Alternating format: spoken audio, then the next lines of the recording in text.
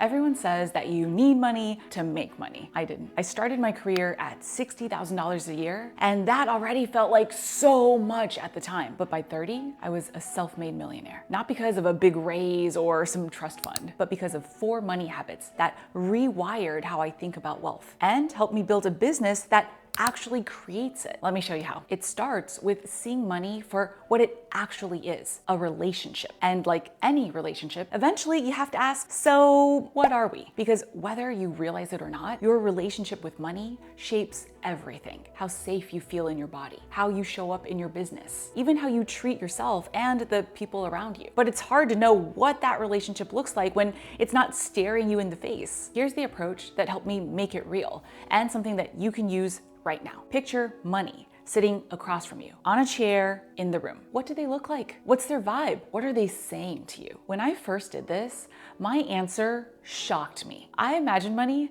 as this old, rich white guy in a suit, super snooty, not giving me the time of day, and silently judging me for thinking that I could be in the same room, let alone build a life with him. And that's the relationship I'd been trying to build my business on. No wonder it felt impossible. But here's the good news. In reality, money only has the meaning that you give it. Think about it. If you try to give a paper bill to an animal, it doesn't care because money doesn't intrinsically have any meaning, which means that you get to define it. That's habit number 1.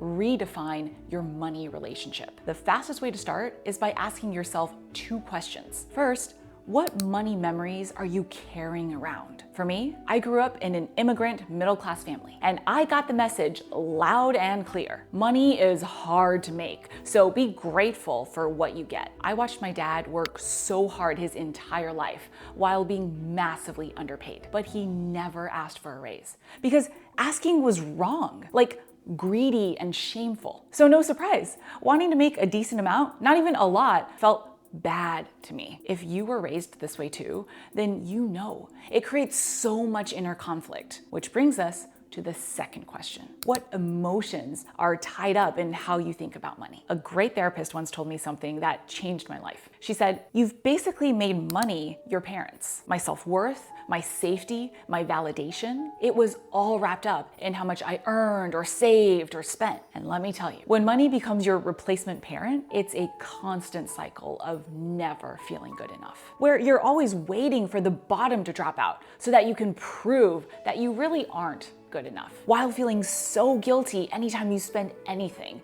even on stuff that really matters to you. So you've got to name that, because the goal isn't just to manifest abundance or whatever fluff. It's to feel like this when you think about money. I know how to make money doing what I love, and I trust myself to make smart choices with it, which means money is now just a tool, and I know how to use it to support what matters to me. High five to having that awesome relationship redefined. But even once you do, you gotta be careful that you don't lose it. Because a healthy relationship isn't just about how you feel. Just as important is how you communicate. Which brings us to habit number 2.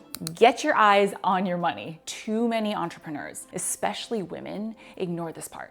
And I have seen it cost them their entire business. I can't tell you how many times I've heard, "Oh, my partner handles the money." But here's the truth. If it's your business, you are responsible for the money. You've probably heard, where your attention flows, money follows. But I had to learn this the hard way. Early on in my business, I didn't budget. I just spent what I thought I needed to spend. Then from time to time, I'd look at my finances and wonder, wait, where did all the money go? It was a never-ending cycle. And to be clear, I'm a pretty frugal person. So it's not like I was just buying Lambos left and right. I kept on thinking that if I could just make a little more, finally, I'd be able to start keeping some money. But then I heard about Nicolas Cage's story. In case you didn't know, he was once worth a cool $150 million. That's enough to last you more than 10 lifetimes. But somehow, he still managed to blow it all on castles in Europe, a private island, a dinosaur skull, and even a pet octopus. The point is, you can't out-earn bad money habits. But the good news is, the fix is a lot easier anyways. You don't need to make $150 million first. Start simply. Check your bank account every day. That's it, because it gets your attention focused. And this isn't just beginner advice. Even Oprah still knows where her money goes. She once told Venus and Serena Williams to sign all your own checks, not because they needed to pinch pennies, but because being aware of where your money is going is how you start keeping more of it. So now that your attention is on your money, let's talk about what to do with it, including how to make more of it. Because staring at your bank account is not our goal. Making your money work for you is. That's habit number 3. Treat your money like an employee. Most people don't, because we're not taught to think this way. Most of us are taught to either hoard it, like, I need to keep every penny my business makes, or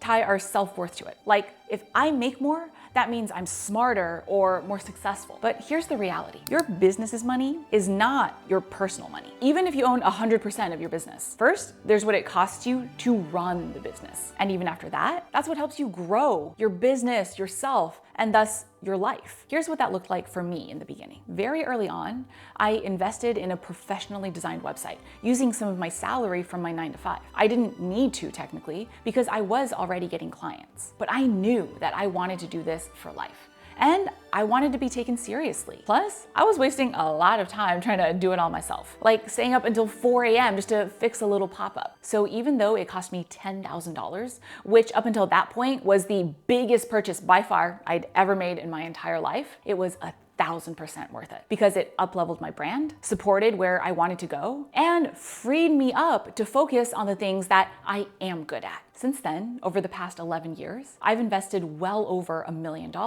in my own personal growth. Because for me, it feels like a cheat code, except legit. If you can shortcut years of trial and error just by hiring someone who's already figured it out, why not trade some money, which you can make more of, to get back some time, which you can't. But here's the key.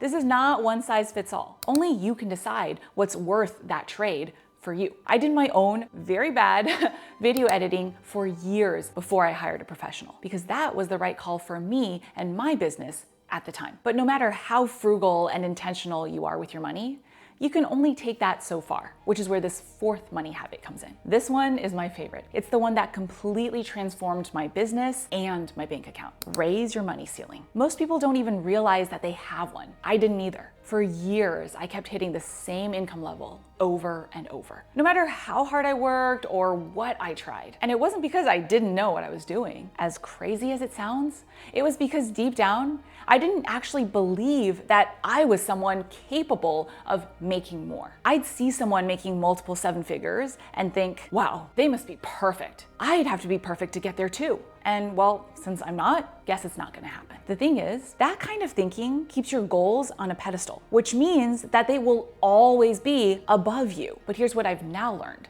from crossing that $1 million mark year after year for over a decade, and having helped a lot of my clients become millionaires themselves. It has nothing to do with being perfect. Trust me, I'm very much not.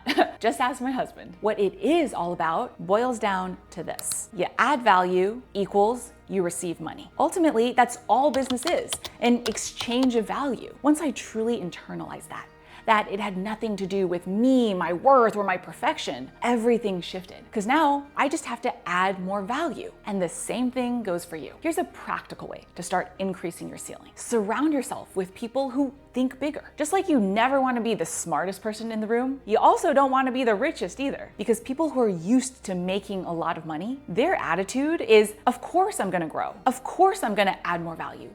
Why wouldn't I? And if you don't have wealthy mentors or friends right now, that's totally fine.